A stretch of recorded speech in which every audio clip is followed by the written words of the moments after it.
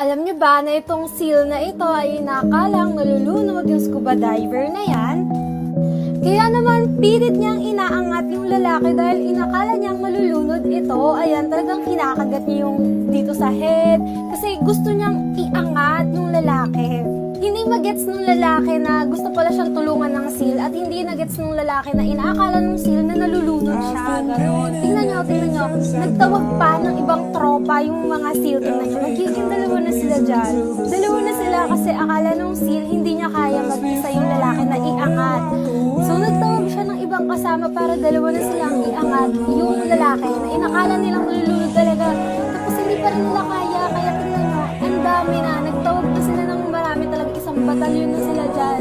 Itong pinaka-cute, yung pinakita ng seal na kung paano nila gagawin dun sa guy, na ganito yung gusto nilang gawin dun sa guy. Tapos dun pa lang nag-gets ng lalaki na kinakalang nalulunod siya.